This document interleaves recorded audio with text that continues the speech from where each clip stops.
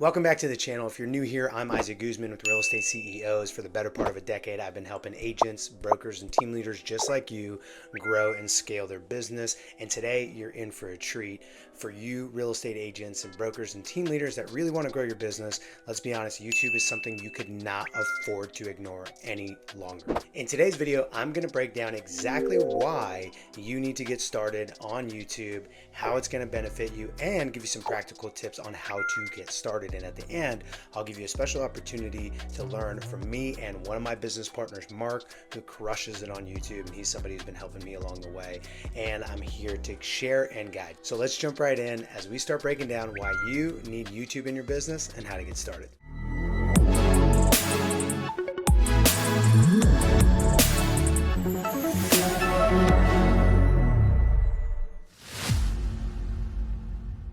Now, before we jump right in, you got to make sure that you subscribe to this channel because we're always giving you the best, most relevant information on how to grow your real estate business, lead generation, conversion, building out your team, or getting started with video.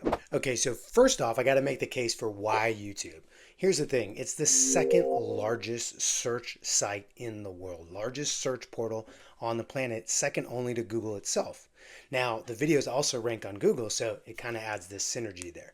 Do yourself a favor, go ahead and type in LPT Realty in California, right? That's where I'm at. You'll see there's going to be an LPT site, and then likely you might even see one of my videos. And so you'll see that ranking also on Google helps. But a lot of people don't go to Google anymore. They go straight to YouTube to get answers. It might even be how you ended up here. So what that really means is that you have a potentially huge reach with whatever content you're putting out because there's a lot of people on the platform. It's really simple. Would you rather go to an open house where there's 4 people that constantly go there, or go to an open house where there's thousands of people cycling in and out every single day? Well, obviously that second one. That's what you're exposing yourself to when you start creating content on YouTube.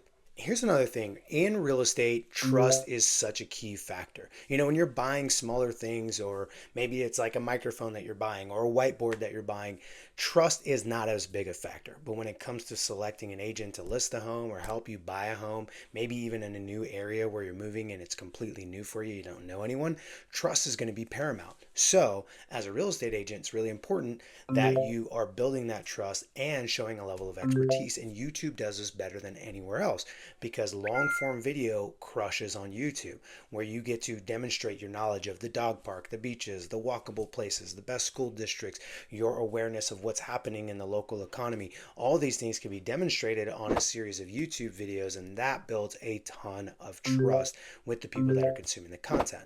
In addition to that, adding value is always something that we as real estate agents are struggling with. How can I add value to the database or the people that are in my audience? Well, by providing really keen insight on all the items that I just mentioned a second ago, you are already placing yourself as an authority in the marketplace. And in addition to that, people start to get to know you. They put a face to the name, the voice, they get familiar with it. And that actually starts building a personal connection, because there's something called the parasocial relationship, where when people watch enough of your content, they feel like they know you. And that's really helpful in, again, bridging that gap with trust and reliability, and people feeling good about choosing you as a real estate agent because they already start to like you.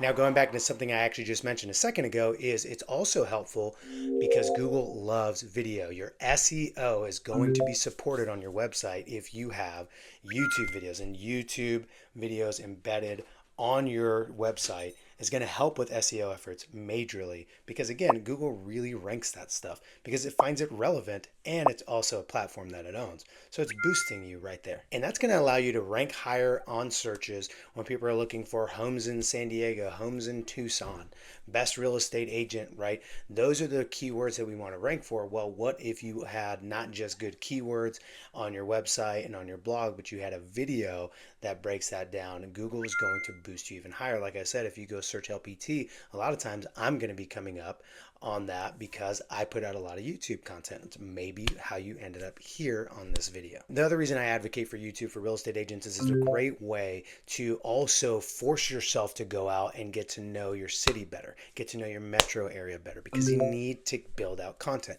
Now, at first, it's going to be really easy. Best dog parks, best beaches, best hikes, most walkable neighborhoods, best schools. Then you're going to finally reach out and go, wow, what do I do now? How else do I continue to expose people to my city and the lifestyle so that I can get people to see me as an authority? Well, that's where you actually force yourself to go out of your comfort zone and do more. In addition to that, YouTube is really great because it allows you to do things like batch work. I might have 4 different shirts over here on the other side that you don't see, and I'm swapping out shirts and shooting videos so maybe I can get 1 or 2 weeks worth of content done in one afternoon session. Well, that's something you can't necessarily do with phone calls and all these other things that absolutely need to be part of your business. Really real life example, I'm shooting a lot of content this week. It's the 4th of July week because I know that not many people are going to be answering their phone. A lot of people are on vacation. Nobody really wants to meet up for listing appointments or opportunities to chat about partnering with us at Real Estate CEOs. So this is a heavy content week, which means next week I get to be doing a lot more prospecting and a lot more follow-up. Not like I'm going to skip that this week, but I do get to batch it in this week and worry next week about making more phone calls and also doing my follow-up calls and booking more appointments. Okay, so let's get into some practical tips because I know that's what you're really here for. So step number 1, you got to define your niche, your target market. Is it luxury buyers, first-time home buyers, military, people who are investing, people that are going to buy short-term property rentals? They want to buy a new home in a new development. They're moving from one part of the country to your part of the country. These are people that we want to make sure we define who are reaching out to because they have a problem. People come to YouTube for a solution to a problem that exists. For my channel, it's how do you grow and scale your real estate business and how do you partner with people that will help you elevate your real estate business like us at Real Estate CEOs. That's my whole thing is I know that real estate agents have a problem with generating leads, converting them, building teams, getting started with things like video. So I need to present solutions to that. So based on what it is that you know you do really well or what you plan on investing your time and energy into, that's going to define the audience because they have a problem. So it's going to be solution focused. Do you have a great solution for first-time homebuyers? Amazing. That's the people who you are going to reach out to. That's going to be your target niche. And the reason why is because you're going to be able to speak directly to their needs. And that's really helpful. People see that as a really big benefit. There's plenty of people that reach out to me, even though they know other people in their marketplace that might be geographically closer to them, but they see me as somebody who provides very specific help in the areas that they need because I have solutions for them. Next is content planning. You don't want to just use a shotgun approach or try to think of it right there in front of the camera. I know that you might be very creative, but trust me, even the most creative of us sometimes freeze out when it's time to shoot a video if we don't have a plan. So I have some tools that I'll show you at the end that help me plan a little bit with giving me ideas and then also just managing my ideas so that I can turn them into practical steps. So here's the thing. You really have to think about things like market updates, neighborhood spotlights, tips for first-time home buyers, how to evaluate your first rental, right? Things like that where your target audience is going to get a tremendous amount of value because it speaks directly to their need.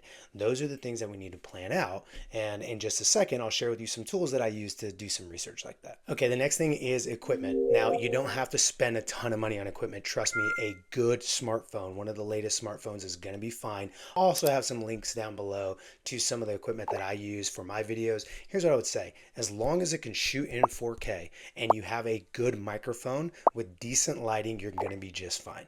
The things that people get worried about on YouTube is poor quality audio and generally having really grainy video. But people can deal with the fact that maybe your studio doesn't look amazing, right? This is my home studio. It's not the fanciest studio. I have a better one in my office.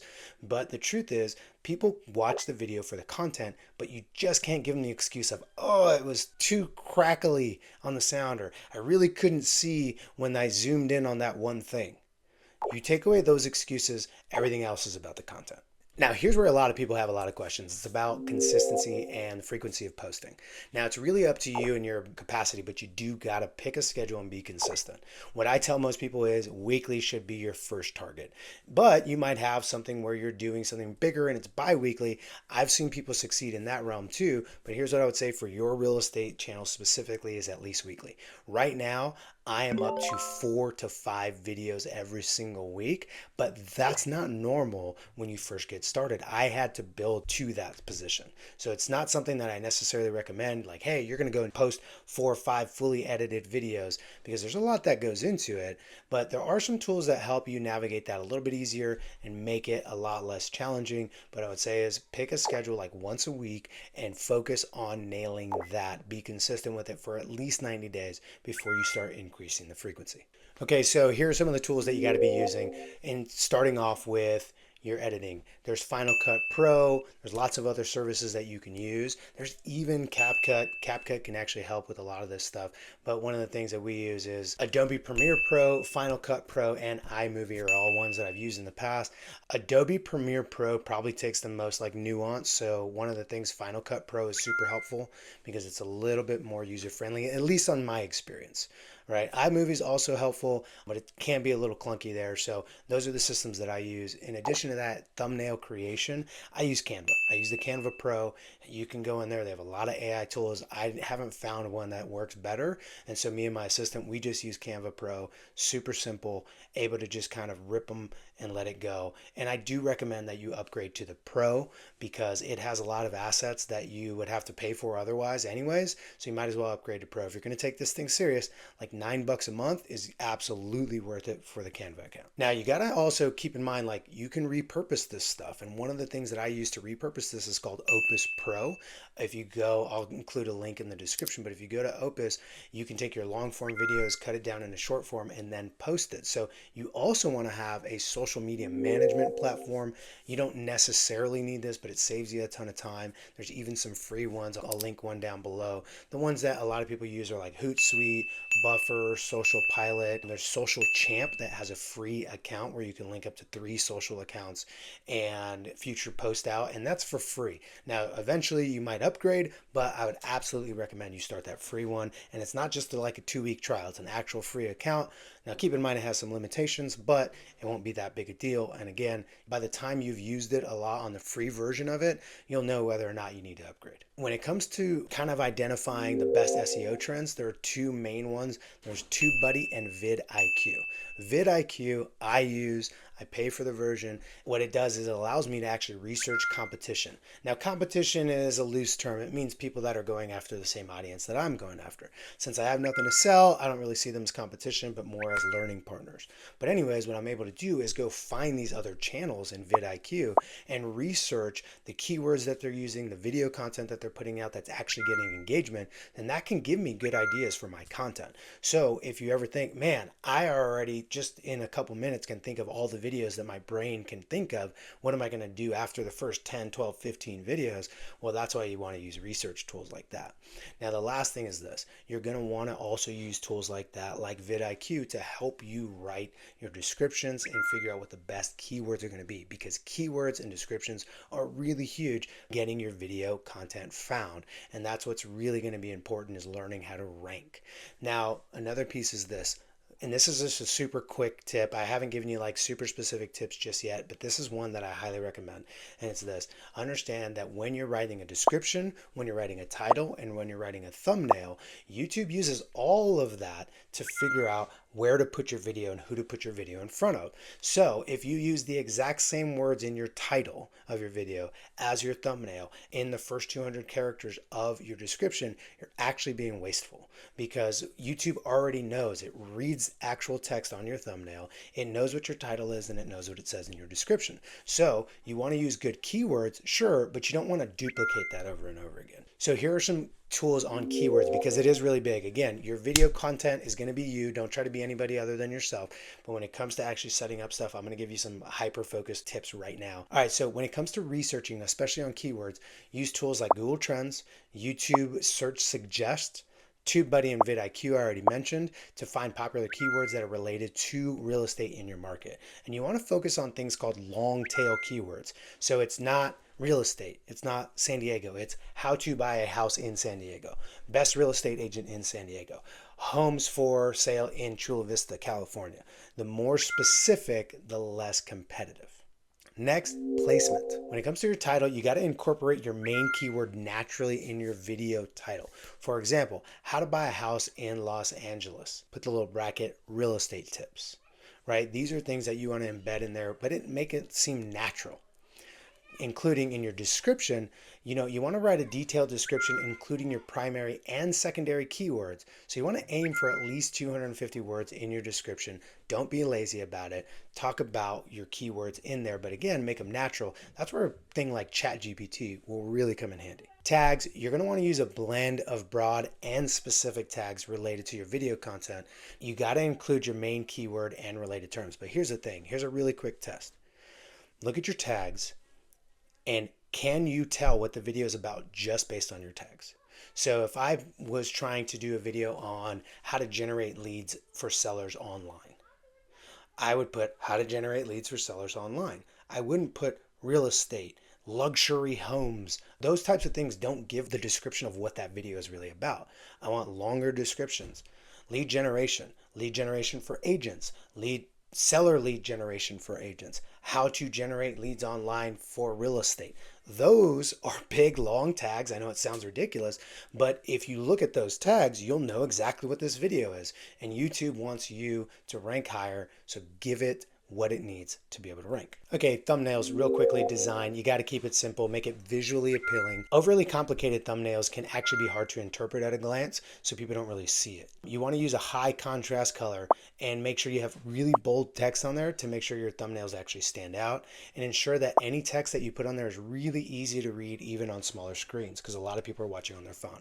And you got to include a high quality image. A clear and relevant image that draws viewers in visually is going to be the best. Now, you want to do some research, but you also want to test, right? You want to figure out what actually works for you and your audience. So experiment, do different thumbnails and see which ones have a higher click rate, right? These are called CTR, click-through rates.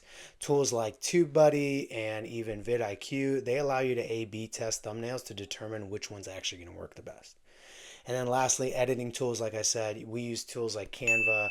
We don't really use Photoshop or Snaps to create the thumbnails, but those do exist and I know a lot of people use them. So if that's a tool you're familiar with, by all means, go for it. So I hope these tips help you see the potential of YouTube for your real estate business. And if you're actually ready to take a plunge, because I promised earlier I would offer this up, I have a special gift for you. What you need to do is just comment "Get Started" below, and I'll send you a small but very exclusive guide on how to get started in YouTube with a few simple steps. So you don't want to miss this opportunity to really grow your business. And if you're ever curious about what it would look like to partner with me and my business partners at Real Estate CEO to help you get started with video, because that's a lot of what we do with our business partners once they join with us, well, go ahead and go in the description below. There is a link where you can book one-on-one time with me. I'll walk you through exactly what we do to help our partners just like you every single day. Until next time, happy selling.